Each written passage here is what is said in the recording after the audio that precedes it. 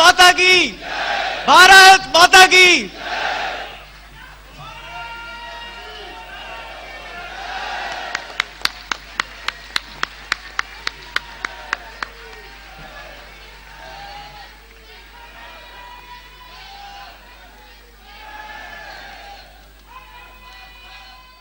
पूज्य Swami ji Baba Ramdev, action committee against corruption in India, इनके आदरणीय समिति की सदस्यगण और उपस्थित इस विशाल सभा में उपस्थित भारत के आदरणीय नागरिकों, सबसे पहले भ्रष्टाचार के लिए आवाज बाबा रामदेव ने इस हिंदुस्तान को दिया था।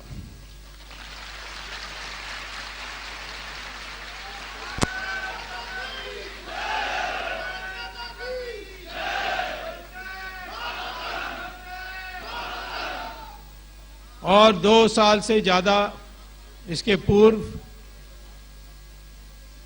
स्वामी जी ने विदेश में जो जमा हुआ पैसा है उसको लाने के लिए पहले उन्होंने आवाज दी थी। तभी लोगों को पता लगा कि 70 लाख करोड़ से भी ज्यादा विदेश में हमारी भारतीयों का पैसा जमा हुआ है। उसको वापस लाने की जो उन्होंने एक जंग का ऐलान किया, एक युद्ध का घोषणा की, इससे हम सब प्रेरित होकर के हमने अलग अलग आयाम में काम शुरू की थी।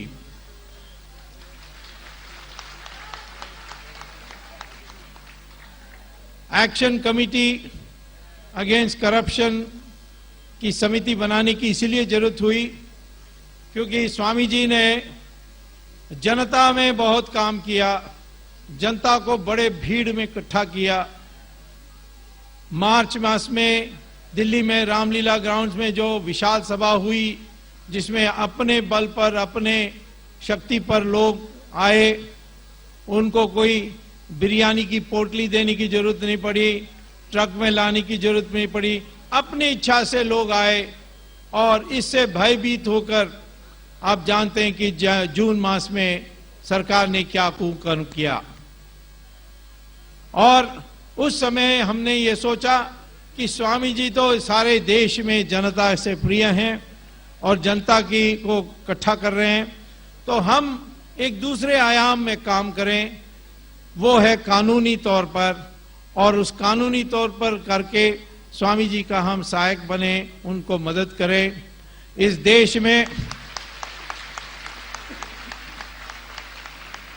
देश में जो भी सेना में काम करते हैं वो हमारे परंपरा के अनुसार एक सन्यासी का आशीर्वाद के साथ ही करना होता है, ये हमारा धर्म है।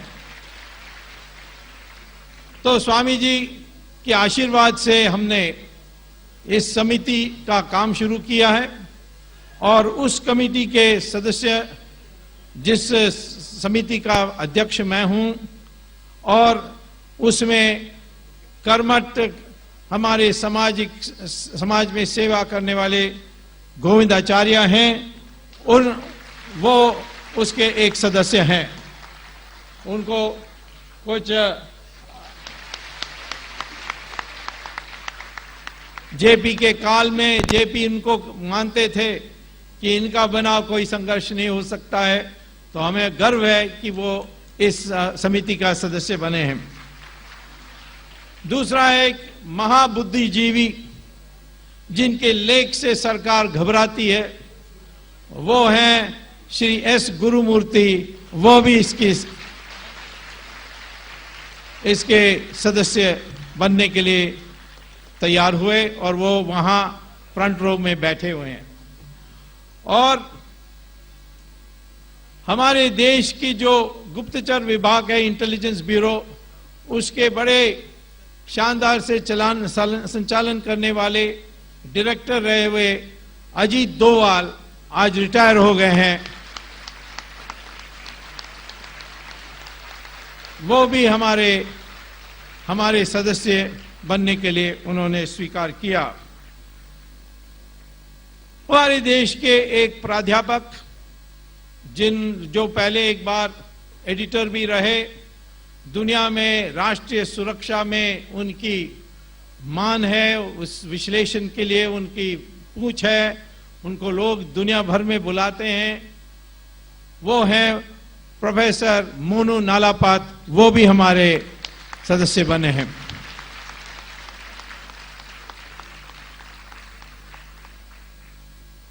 हमारे देश के एक बहुत मशहूर मैनेजमेंट इंस्टीट्यूट है, इंडियन इंस्टीट्यूट ऑफ मैनेजमेंट, और देश का नंबर 1 है बेंगलोर वाला। उसमें फिनेंस का प्रोफेसर, यानी छोटा मोटा प्रोफेसर नहीं है, कॉलेज का प्रोफेसर नहीं है, IIM का सबसे वरिष्ठ प्रोफेसर प्रोफेसर वैद्यनाथन, उन्होंने भी स्वीकृति दे करके आज यहां उपस्थित हैं। जितना विदेशी बैंकों के बारे ये जानते हैं वो कि कोई नहीं जानता है, इसीलिए सब उनके नाम पर घबराते हैं। और हमारे समिति के मेंबर बन गए हैं, तो हम सब मिलकर के उनसे फायदा लेंगे। हमारे देश के एक बहुत वरिष्ठ पत्रकार, जिन्होंने कभी निर्डर होकर के हर बात पर पोल खोलने वाले, कभी कभी पायनियर में लिखते हैं, रिसर्च के किताब पुस्तकों को तैयार करते हैं और प्रकाशन करते हैं, उनका नाम है सूर्य प्रकाश। वो भी हमारे सदस्य बने हैं। हमारे यूनाइटेड नेशंस में एशियन डेवलपमेंट बैंक के वरिष्ठ डायरेक्टर रहने वाले, जो आज नहीं आ सकते हैं उनके अस्वस्थ के कारण, डॉक्टर कल्याण रामन, वो भी हमारे सदस्य बने हैं। इसी प्रकार से एक वरिष्ठ IAS के अधिकारी, जो सेक्रेटरी लेवल के बाद पाने के बाद वो रिटायर हुए, आजकल हिंदुत्व पर बड़े शानदार लेख लिखते हैं, उनका नाम है V सुंदरम। वो भी आज आ नहीं सके। सारा जो तिगड़म हमारी वित्तीय दुनिया में होती है, किस तरीके से शेयर की घोटाला होती है, किस तरीके से विदेशों में पैसा जाती है, इसकी सारी जानकारी रखने वाले MR वेंकटेश, वो भी हमारे सदस्य बने हैं।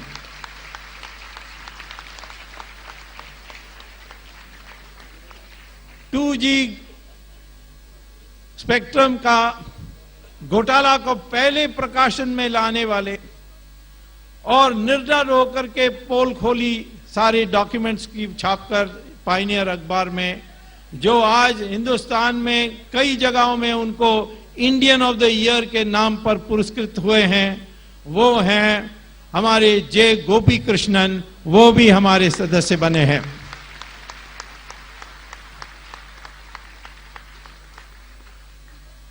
हमारे देश के सबसे मशहूर इनकम टैक्स के वकील, जो जितना इनकम टैक्स के बारे जानते हैं, जितना इनकम टैक्स को जो घोटाला करते हैं उनको पकड़ने के सक्षम रखने वाले हैं, दिल्ली में रहने वाले वरिष्ठ वकील संपत आयंगार, वो भी हमारे सदस्य बने हैं।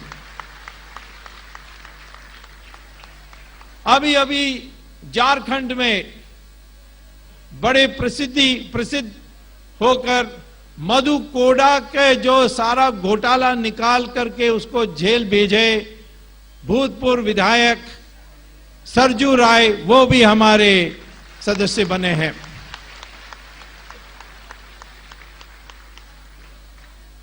आखिर में जो अभी संचालन कर रहे थे और हमारी कमेटी की सचिव हैं अभिषेक जोशी, जो विदेशों में शिक्षा प्राप्त करने के बाद अब पूर्ण रूप से हमारे लिए काम करने के लिए तैयार हो गए, वो भी यहां उपस्थित हैं। ये 15 लोगों की कमेटी जो बनी है वो पूर्ण रूप से समर्पित हैं बाबा रामदेव के लिए।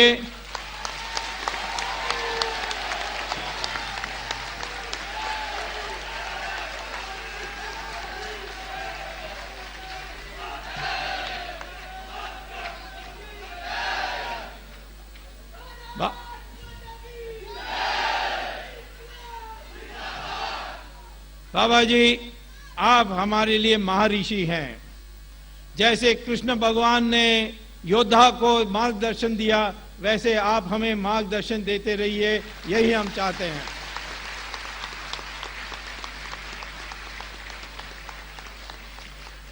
स्वामी जी को अभी लखनऊ जाकर के वहां आम सभा करनी है और उत्तर प्रदेश को हिलाकर रखा है, इसीलिए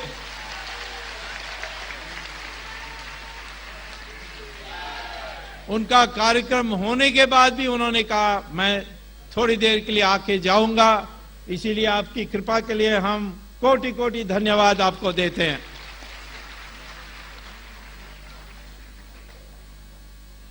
जिस दिन इस देश में संत लोग सही मार्गदर्शन के लिए आगे आ जाते हैं, उस दिन धर्म युद्ध होती है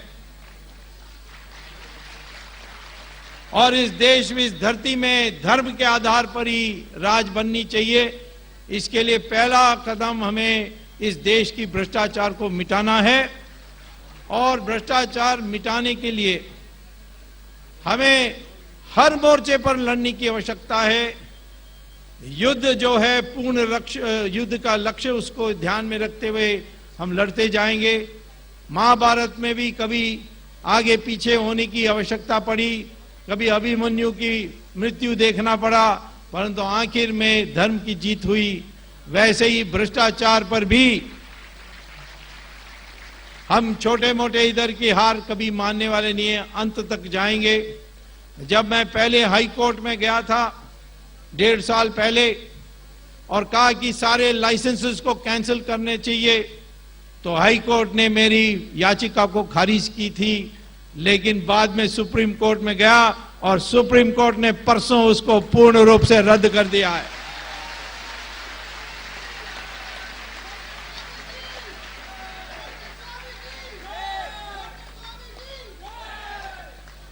और कार्रवाई करने के लिए जो अनुमति लेनी होती है, मंत्रियों के खिलाफ कार्रवाई करने के लिए अनुमति लेनी होती है, जिसको सैंक्शन कहते हैं अंग्रेजी में, उसके लिए भी मैंने प्रधानमंत्री को पहले चिट्ठी लिखी।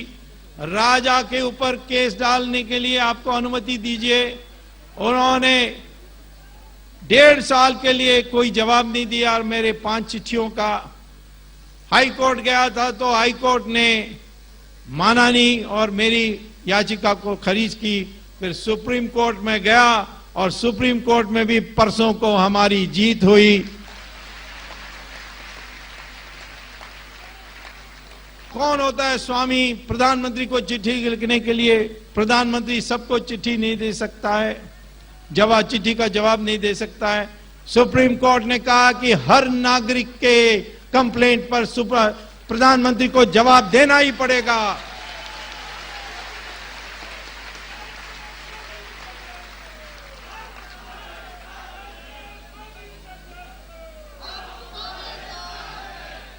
और कहा कि 0 लॉस हुआ है, कोई नष्ट नहीं हुआ है। ये लाइसेंस के घोटाला के बारे में हम जिक्र कर रहे थे। अब लोग उनको दोष देते हैं, मैं कहता हूं बेचारा वो 0 से आगे गिन भी नहीं सकता है।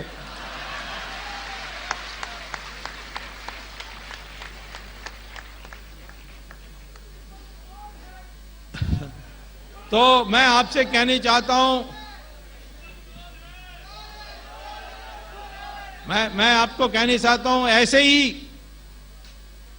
एक मोर्चे में हारेंगे तो आगे बढ़ेंगे और दूसरे मोर्चे से जीत लेकर आएंगे। आज जेल नहीं भेज सके तो कल तो निश्चित भेज देंगे।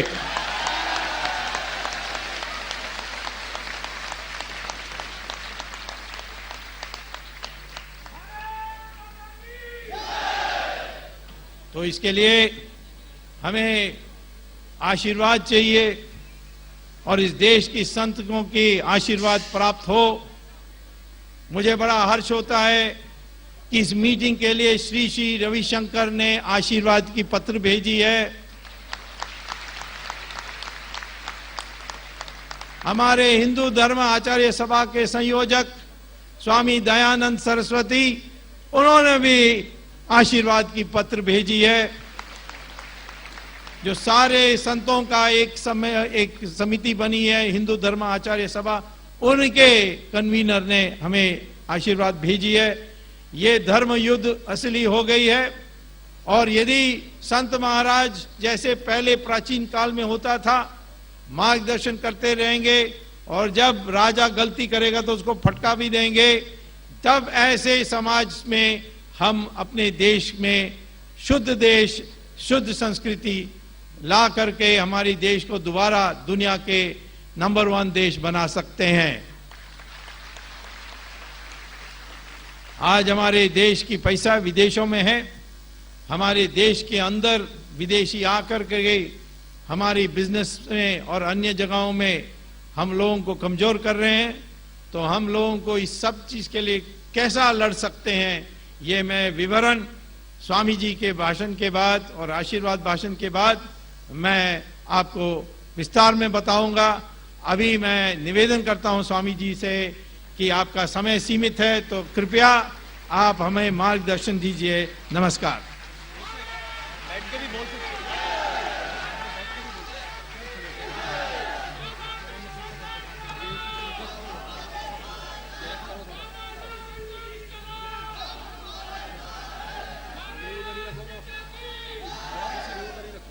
भ्रष्टाचार के खिलाफ लड़ाई में ये हॉल छोटा पड़ गया है, लोग बाहर नारे लगा रहे हैं। और आप सबकी उपस्थिति, मैं एक दो बातें इसके संदर्भ में कहना चाहता हूं।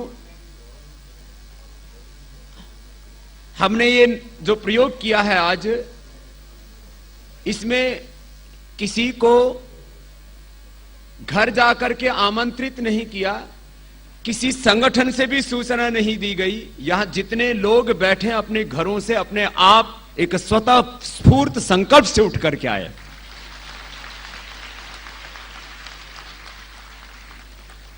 हमारे मीडिया के भाइयों ने भ्रष्टाचार के इस खिलाफ इस लड़ाई में जो योगदान दिया है, उसको इतिहास कभी विस्मृत नहीं कर सकता। उनका भी एक बार सबकी ओर से बहुत बहुत अभिनंदन है।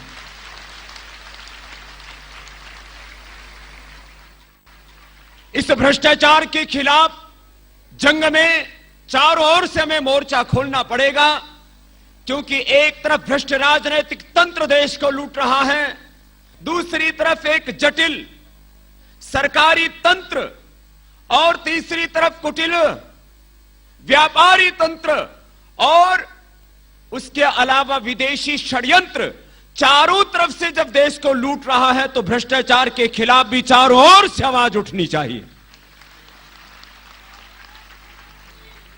ये लड़ाई कोई छोटी नहीं है। और इस पूरी जंग में सरकार की नीयत और उसकी नीतियों के ऊपर देश की सर्वोच्च न्यायालय ने जो टिप्पणियां की हैं, जो फैसले दिए हैं, वो इस बात के प्रमाण हैं। हमारे यहां तो हम संस्कृत के पढ़ने वाले हैं, थाली में जब चावल आते हैं तो एक चावल को देखा जाता है कि पका हुआ है कि नहीं। हांडी में जब चावल पक रहे हैं तो उसको बोलते हैं थाली पुलाक न्याय। हंडिया में चावल पक रहे हैं तो एक चावल को उठा के देखा, यदि वो कच्चा है तो इसका मतलब हंडिया में चावल कच्चे और पक गया है तो इसका मतलब पक्के। 122 लाइसेंस रद्द करके सुप्रीम कोर्ट ने साफ संकेत दे दिया है कि ये केंद्र सरकार अब सत्ता में रहने का नैतिक अधिकार खो चुकी है।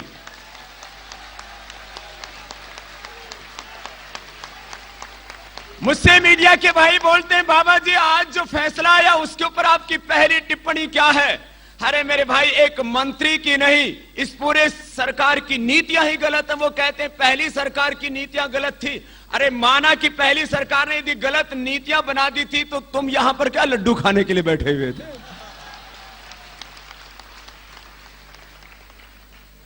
यदि पहली सरकार की तुम सारी नीतियों को अच्छा मानते हो तो फिर तुमने अपना अलग पार्टी क्यों बना रखी थी? अपना नाम बदल लो फिर। और बात इतनी सी नहीं है, बात यह है कि 122 लाइसेंस रद्द करके सुप्रीम कोर्ट ने साफ संकेत दे दिया है कि दुनिया के इतिहास का सबसे बड़ा घोटाला 1,76,000 करोड़ का हुआ है। यह मात्र आरोप नहीं है, सत्यापित हो चुका है, प्रमाणित हो चुका है। अब जब सारी सरकार ही कटघरे में खड़ी हो तो एक दो मंत्रियों की बात नहीं, यहां तो अब पूरा रास्ता ही साफ होना चाहिए। एक भारतीय राजनीति का पुनर्जन्म होना चाहिए। हम एक एक मंत्रियों के खिलाफ लड़ाई लड़ने की बात करते हैं, उसके लिए हमने स्वामी जी को छोड़ रखा है।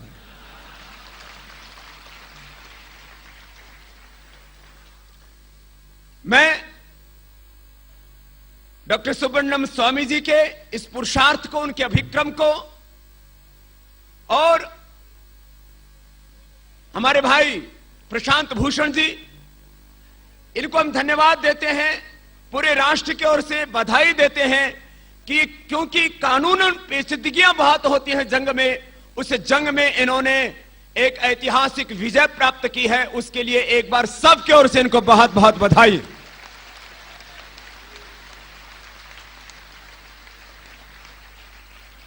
लोकतंत्र और लोकतांत्रिक संस्थाओं को, संविधान को एक राजनीतिक पार्टी ने बंधक बना करके रख दिया। शहीदों के बलिदान की बदौलत मिली आजादी को उन्होंने बर्बादी बना करके रख दिया है। इस लोकतंत्र और संविधान की हत्या करने वाली सरकार को अब ज्यादा दिन देश के लोग बर्दाश्त करने वाले नहीं। ये पूरा राष्ट्र ऋणी रहेगा सुप्रीम कोर्ट का, जिन्होंने इनकी नीयत की खोट को देश के सामने रखा। इसलिए हम सुप्रीम कोर्ट के उन न्यायाधीशों का संपूर्ण राष्ट्र की ओर से धन्यवाद करते हैं, उनके प्रति कृतज्ञता प्रकट करते हैं जिन्होंने साहसपूर्ण निर्णय दिया है।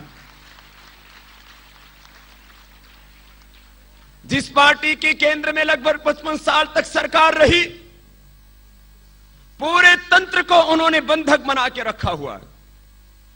जिसकी भी सरकार में जिसकी जहां नियुक्तियां होती हैं, मैं किसी एक तंत्र की बात नहीं कर रहा हूं, पूरे तंत्र को उन्होंने एक तरह से बंधक बना के रखा हुआ है।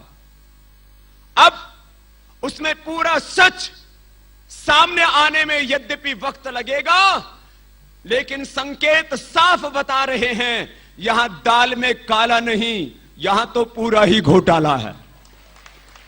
दाल में काला हो तो चलो ढूंढ के निकाल लो, लेकिन यहां तो पूरी दाल ही काली है। भाई बहनों, यहां दिल्ली में भी और पूरे देश में कहा जाता है जेब कसरों से सावधान। जो 100, 200, 500 रुपए जेब काट लेते हैं, उनसे हमें सावधान किया जाता है। अरे इन्होंने तो पूरे देश पर ही डाका डाल दिया, इनसे सावधान हो जाओ। जिन्होंने पूरे देश के ऊपर डाका डाल करके देश विदेश में 400 लाख करोड़ रुपए की संपत्ति जमा कर दी, जिसको हम काला धन की संज्ञा देते हैं, जिसको हम ब्लैक मनी कहते हैं, जिसको हम डर्टी मनी कहते हैं। देश के बाहर जो धन जमा है वो तो देश में आना ही चाहिए। देश के भीतर भी, चाहे वो इलीगल माइनिंग है, देश में अभी तक जितने घोटाले हुए हैं ये तो छोटे पड़ जाएंगे जिस दिन अलग अलग खननों के घोटालों का पूरा हिसाब देश के सामने आएगा। साहब, इलीगल माइनिंग में जो काला धन लगा है और उससे जो अर्जित किया है, ड्रग्स, बीड़ी, सिगरेट, शराब, ये पूरा का पूरा बहुत बड़े माफिया हैं, ड्रग माफिया। इलीगल माइनिंग में, ड्रग्स में, उसके बाद राजनीति में, उसके बाद थोक बाजारी में, काला बाजारी में और रियल स्टेट में। इसकी रियलिटी जब आप देखेंगे तो पता लगेगा आज भी भारत की अर्थव्यवस्था कमजोर नहीं है। माना दुनिया के 204 देशों में भारत की चौथी बड़ी अर्थव्यवस्था गिनी जाती है। वो इतने लूट के बाद, इतने डाके डाल लिए उसके बाद, जिस दिन भारत में से भ्रष्टाचार खत्म होगा, लूटा हुआ देश का धन वापस मिलेगा, उस दिन भारत से आगे ये जापान, चीन और अमेरिका नहीं मिलेंगे। एक ही दिन में Bharat world economic super power बनेगा और हमको मिलकर के बनाना है।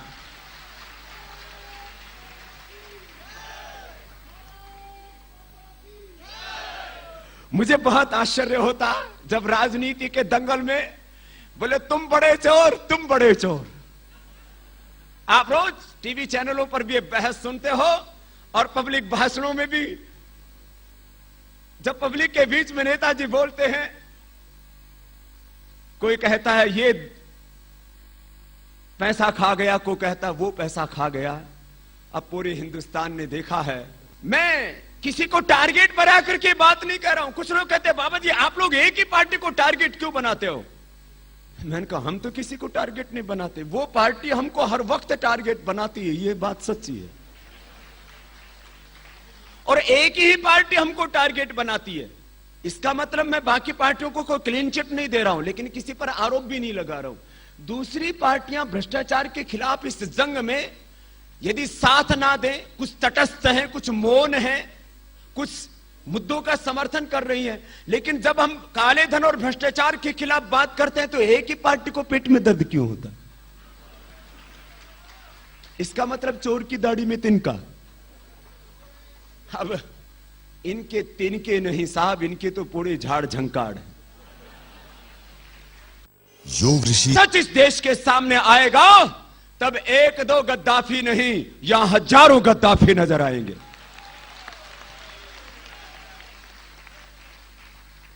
मैं यहां पर लीबिया जैसे खूनी क्रांति की हिमाकत करने के लिए नहीं बोल रहा हूं, लेकिन जिस तरह से होस्नी मुबारक, जिस तरह से बेन अली और गद्दाफी ने देश को लूटा सत्ता में, जब तक वो थे तब तक उनका पता नहीं था कि किसने कितना लूटा है, लेकिन जब सत्ता से उनका पत्ता साफ हुआ तब पता लगा अरे एक तरफ तो लीबिया की जीडीपी पूरी 4 लाख करोड़ रुपए की है और अकेला गद्दाफी 10 लाख करोड़ रुपए लूट करके बैठा है और 1400 टन तो उसके पास में सोना है।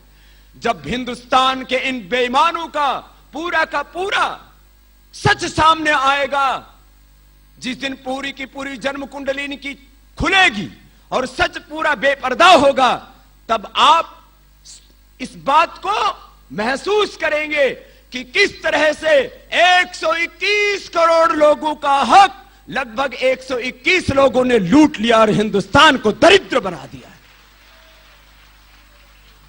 ये स्वामी रामदेव के भीतर का आक्रोश नहीं, ये इस देश के जन जन का आक्रोश है। मैं तो उस पीड़ा को मात्र शब्द दे रहा। ये इतने षड्यंत्रकारी हैं।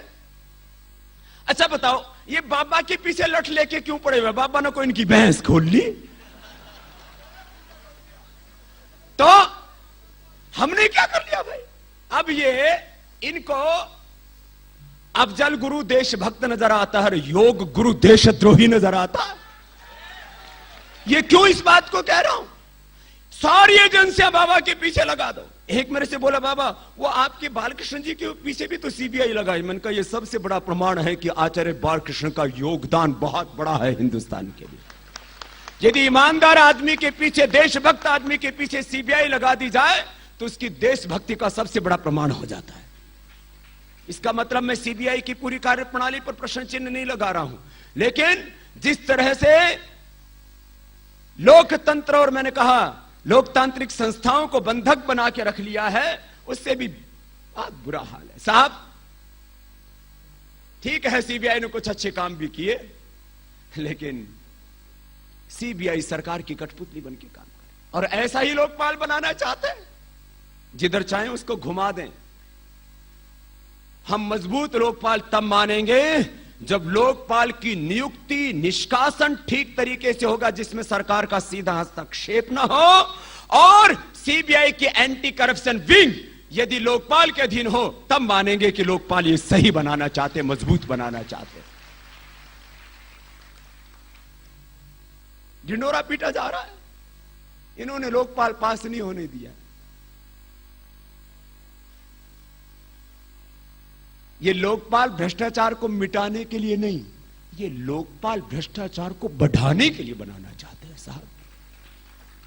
ये कोई खुशी की बात नहीं, लेकिन तुम्हारी आदत पड़ी हुई ताली बजाने की, तो कोई बात नहीं, बजा लिया।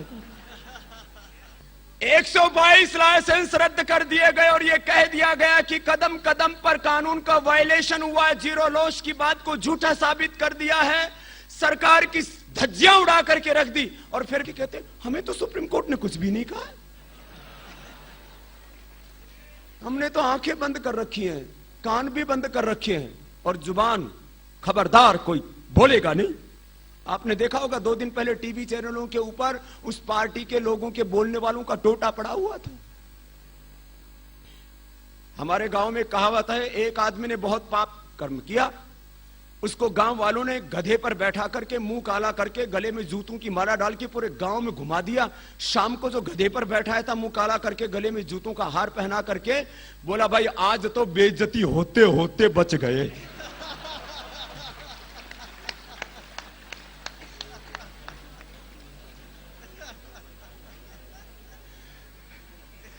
अब शायद ये दक्षिण वालों को ये कहावत पता नहीं गुरुमूर्ति जी पूरी समझ में आई कि नहीं आई, उनको समझा देना अपने पड़ोसी को। अब इनकी हालत ऐसी है, देश की सर्वोच्च अदालत ने अपना फैसला सुना दिया है। अब जनता की अदालत में भी फैसला होने वाला है और मैदान में ये सब साफ होंगे, तब इंसाफ देश को मिलेगा और देश में सच्चा लोकतंत्र कायम होगा। और हम देश के लोगों से कोई सत्ता या सिंहासन पाने के लिए कोई आह्वान नहीं कर रहे हैं, हम तो आसन ही करके खुश हैं, लेकिन सत्ता के सिंहासन पर जो बेईमान लोग बैठे उनका शीर्षासन पूरे हिंदुस्तान के लोगों को कराना है। भाई बहनों, मैं अभी आगे यहां से प्रस्थान कर रहा हूं और जाकर के भगवान शिव की नगरी काशी से, उसके बाद प्रयागराज, फिर अयोध्या, उसके बाद गोरखपुर, सारे ही आध्यात्मिक नगरियों को चुना है जहां भगवान श्री कृष्ण ने परित्राणाय साधनाय विनाशाय च दुष्कृताम को उद्घोष किया। बहुत से लोग कहते हैं, बाबा तूने पंगा क्यों मोल ले लिया? मैंने कहा, भगवान राम ने जब पंगा लिया था तब उससे क्यों नहीं पूछा? भगवान कृष्ण ने क्या पंगा मोल नहीं लिया? और हमारे सभी महापुरुषों ने पंगा मोल लिया। कौन ऐसा महापुरुष है जिसने पाप अधर्म अन्याय के विरोध में संघर्ष ना किया हो? मैं अपने आप को महापुरुष नहीं कह रहा हूं, मैं अपने आप को राम और कृष्ण नहीं कह रहा हूं, लेकिन मुझे गर्व है कि मैं राम और कृष्ण का वंशज हूं और उनके बताए रास्ते पर चलना मेरा धर्म है, ये मेरा कर्तव्य है।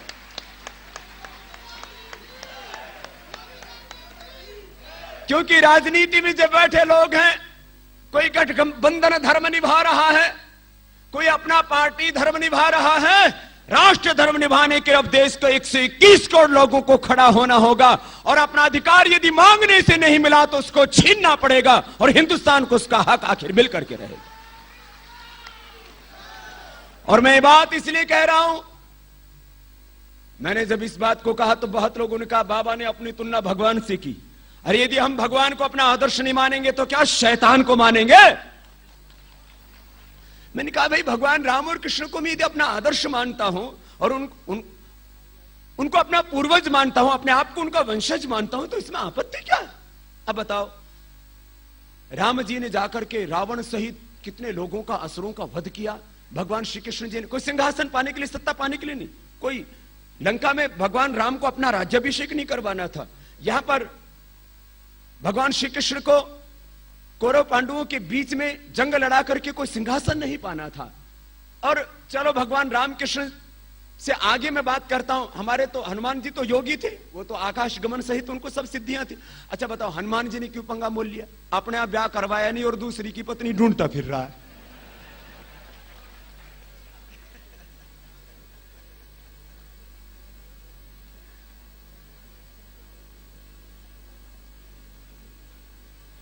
तो भाई जब पंगा हमारे सब बड़ों ने मोल लिया, तो अब तो भाई ये पंगा हिंदुस्तान के 121 करोड़ लोगों को मोल लेना पड़ेगा, तब ये हिंदुस्तान बचेगा।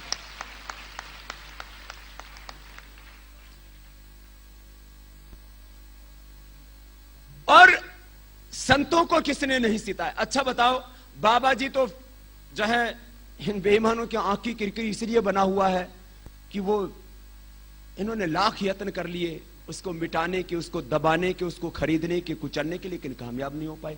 लेकिन सुनो तो, गुरु नानक देव जी ने क्या जुल्म इनके खिलाफ क्या किया था? गुरु अर्जन देव जी, उनको भी इन्होंने कितना सताया। गुरु नानक देव जी से भ्रष्ट सत्ता ने चक्की पिसवाई। गुरु अर्जन देव जी को तपते तवे पर बैठा दिया, गाय के मांस में उनको लपेट दिया गया और उनके ऊपर तपते तवे पर नीचे बैठा करके ऊपर से तपता रेत डाला गया। गुरु गोविंद सिंह जी के साथ क्या जुल्म नहीं हुआ।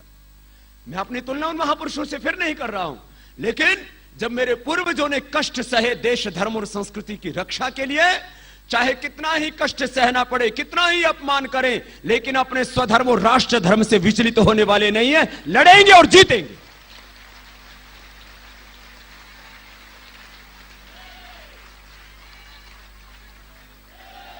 तो भाई बहनों, ये जंग बहुत लंबी है। एक मीडिया के भाई ने मुझसे पूछा, क्या बाबा जी आज भ्रष्टाचार के खिलाफ जंग को झटका नहीं लगा? मैंने कहा, जंग का फैसला तो पहले ही हो चुका था, अब तो जंग के ये छोटे छोटे पुर्जे बचे हुए हैं। अब इस पूरी लड़ाई को मजबूती से लड़ना है और 2012 का वर्ष क्रांति का काल है। 2012-13 में इस क्रांति की लपटें पूरे हिंदुस्तान में उठेंगी और 2020 तक Bharat world economic spiritual power and world economic power के रूप में, आर्थिक महाशक्ति, आध्यात्मिक महाशक्ति के रूप में खड़ा होगा।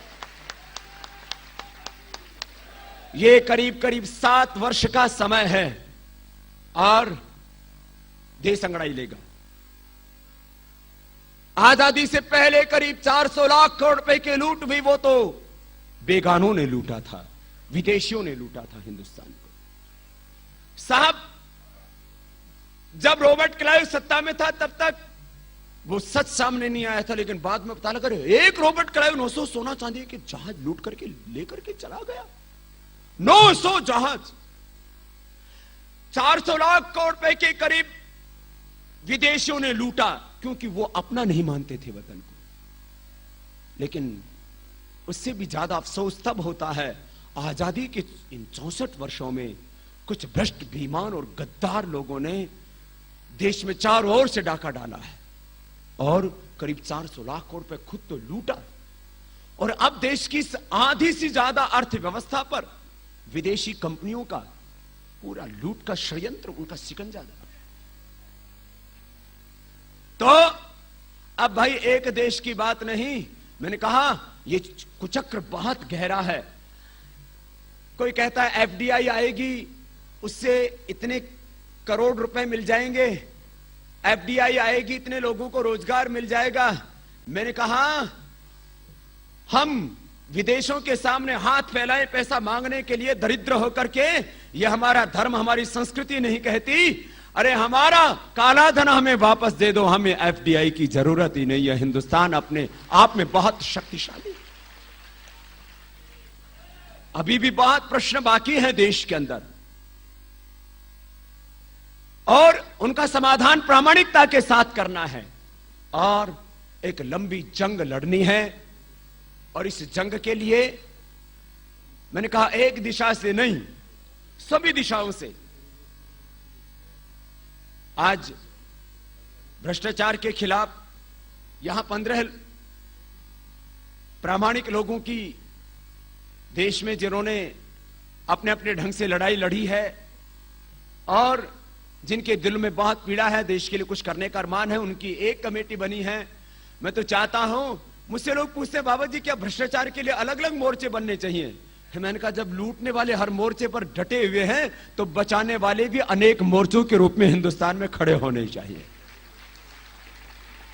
अभी तो ये एक मोर्चे की शुरुआत हुई है, ऐसे और भी मोर्चे बनने चाहिए। और जो भी भ्रष्टाचार के खिलाफ लड़ेगा उन सबको हमारा आशीर्वाद रहेगा, उनको सबको हमारी शुभकामनाएं रहेगी। कोई भी संगठन, कोई भी पार्टी, कोई भी व्यक्ति, और हमने अपने इस सिद्धांत को प्रामाणिकता से निभाया है, पहले भी, आज भी निभा रहे हैं और आगे भी निभाएंगे, खुद भी लड़ेंगे और जो दूसरे लड़ रहे हैं उनको सबको अपनी शुभकामनाएं देंगे और ऐसा ही होना चाहिए। भाई बहनों, मैंने क्योंकि आगे अभी जाना है और मैं अभी ये जो जंग है उत्तर प्रदेश में शुरू हो रही है, उत्तर प्रदेश ने हमेशा एक बहुत बड़ी निर्णायक भूमिका निभाई है। जब जब देवासुर संग्राम हुआ, धर्म युद्ध हुआ है, और अभी वाराणसी, प्रयागराज और अयोध्या और गोरखपुर के बाद में एक बहुत बड़ी हजारों नहीं लाखों की संख्या में लखनऊ के अंदर एक बहुत बड़ी सभा हो रही है। उसके बाद बांदा में, उसके बाद मैनपुरी में, और पूरे उत्तर प्रदेश में जाकर के जो सरकार ने पाप किया है उसको सामने रखेंगे और देश को इंसाफ दिलाने के लिए लोगों से आह्वान करेंगे कि जो लूट के लिए गुनहगार हैं, जिम्मेदार हैं, उसमें से एक भी व्यक्ति विधानसभाओं में चुन करके नहीं पहुंचना चाहिए। यदि ऐसे लोग पहुंच जाते हैं तो देश के साथ धोखा, विश्वासघात, महापाप होगा। और वोट करने के लिए सब घर से बाहर निकलो। मुझे प्रसन्नता है कि मणिपुर से लेकर के, पंजाब से लेकर के और बर्फबारी के बीच में उत्तराखंड के लोगों ने भी एक अपने भीतर, अखंड उनके भीतर जो राष्ट्र धर्म की ज्योति जल रही उसको बरकरार रखा। और मैंने भी जाकर के वोट किया और करीब 80% वोटिंग हुई। एक बार सभी के लिए बधाई है जिन्होंने घरों से बाहर निकल करके अपने वोट का इस्तेमाल किया। देखो, सब जन आंदोलनों के में साथ देना, बाहर निकलना, ये जन आंदोलन विरोध प्रदर्शित करने के लिए और किसी सच की मुहिम का साथ देने के लिए है, लेकिन असली परिवर्तन तो वोट से आएगा। मैं एक सन्यासी और योगी होकर के वोट देता हूं, इसलिए नहीं कि मुझे सत्ता चाहिए, इसलिए नहीं कि मुझे सिंहासन चाहिए, इसलिए नहीं कि मुझे किसी से नफरत और घृणा, बल्कि इसलिए कि सत्ता में अब तो सत्य स्थापित होना ही चाहिए। इसलिए सब लोग घरों से बाहर निकलें और वोट की चोट करके, वोट का प्रहार करके भय, भ्रष्ट और बेईमान लोगों का बहिष्कार करें। मैंने कहा जूते, थप्पड़ और पत्थरों की मार से नहीं, वोट की प्रहार से, वोट की चोट से इस लोकतंत्र की खोट को दूर करना चाहिए। ये काम होगा, उसके लिए मैं आगे निकल रहा हूं। आपको यहां बहुत कुछ आज इस मैदान जंग से सीख करके जाना है। भाई अभिषेक जी कह रहे थे कि अकेला आदमी भी बहुत संघर्ष करके बहुत कुछ हासिल कर सकता है। तो यदि सुब्रमण्यम स्वामी अपने आप को अकेला मानते हो तो शायद ये भ्रम होगा। आपके प्रति बहुत लोग प्यार करते हैं।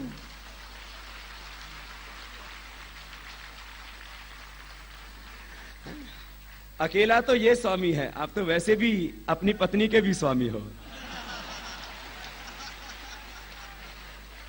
मैं अपने आप को अकेला कहूं तो समझ में आता है, आप अकेले कैसे हो सकते हैं साहब?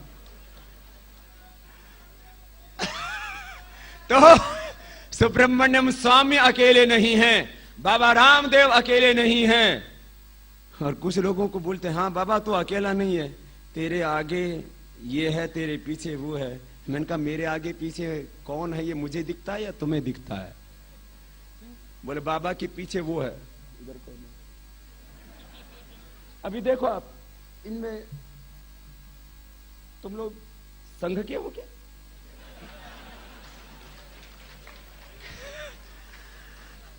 कहते बाबा के पीछे संघ है, बाबा के आगे कोई राजनीतिक दल, बाबा के दाएं बाएं कुछ और है। मैं तो अपने आगे पीछे दाएं बाएं भगवान को देखता हूं और 121 करोड़ लोगों को देखता हूं और उनके लिए जंग लड़ता हूं। उसमें संघ आए उसका स्वागत है, उसमें सब राजनीतिक दल आए उनका स्वागत है, उसमें हिंदू आए, मुसलमान आए, सिख आए, ईसाई आए, दलित आए, वाल्मीकि आए, आ रहे हैं, आएंगे और हम सब मिलकर के जंग लड़ेंगे और देश को बचाएंगे, काला धन लाएंगे, भ्रष्टाचार मिटाएंगे।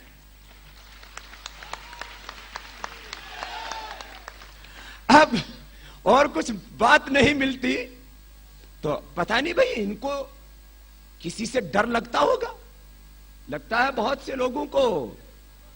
अब एक सामाजिक संगठन से इतना ज्यादा डर लगता हो तो ये हो सकता है उनके सपने में वो आते होंगे। हमने तो कभी छुआछूत सीखा नहीं, हमारे बड़ों ने हमको यही बताया, संगच्छध्वम संवदध्वम सम्मो मनांसी जानता। तो आओ सब मिल करके इस जंग को लड़ें। और मैं तो कहूंगा जितने भी जन आंदोलन चलाने वाले व्यक्ति हैं और जितने भी जन आंदोलन चलाने वाले संगठन हैं अलग अलग दिशाओं से आंदोलन चलाएं, लेकिन सबके भीतर लक्ष्य को लेकर के, ध्येय को लेकर के जब तक एकरूपता नहीं आएगी तब तक जंग में थोड़ी मजबूती नहीं आएगी। तो अब वक्त आ गया है सब लोग मिलकर के इस जंग को लड़ें। हम लड़ेंगे और मैंने कहा जीतेंगे, क्योंकि आज वक्त कम है। मैं अपने दिल्ली पुलिस के जवानों को बहुत गालियां सुननी पड़ी। दिल्ली के दिल पर नहीं, भारत माता के दिल पर जिन लोगों ने गहरे प्रहार किए हैं और सत्ता का दुरुपयोग करके इस देश की दुर्दशा की है, उसको अब सबको मिलकर के सबक सिखाना पड़ेगा। एक बार हमारे दिल्ली पुलिस के जवानों के लिए भी हमारी शुभकामनाएं। मैंने कहा यह जो पूरी लोकतांत्रिक शासन प्रणाली है, इसमें तंत्र तो सत्ता का एक तरह से गुलाम होने के लिए बेबस हो जाता है। ऐसी कुछ व्यवस्थाएं बनाई गई हैं, लेकिन हम सबको धन्यवाद देते हैं। और आज कुछ लोगों को बाहर खड़ा होना पड़ा है, कुछ लोगों को ऊपर खड़ा होना पड़ा है। ऊपर वाले भी हमारे साथ में हैं और ऊपर वाला भी हमारे साथ में है। और जो भीतर आ चुके हैं वो भी साथ में हैं। ये तो हम एक छोटा सा आह्वान किया आपसे, तब आप इतने लोग आए। अब तो दिल्ली में निर्णायक जंग जो होगी उसका ऐलान आज नहीं करने जा रहा हूं।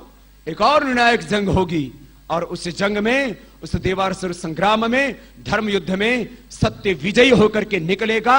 लेकिन सत्य के लिए अब ये संघर्ष के दौर से हम गुजर रहे हैं। आप सबको मेरी बहुत बहुत शुभकामनाएं और पूरी कमेटी को हमारी बहुत बहुत शुभकामनाएं। आप बैठे रहिए।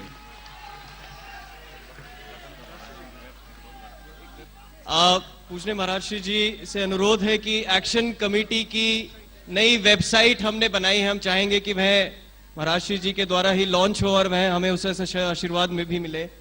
मैं अनुरोध करूंगा कि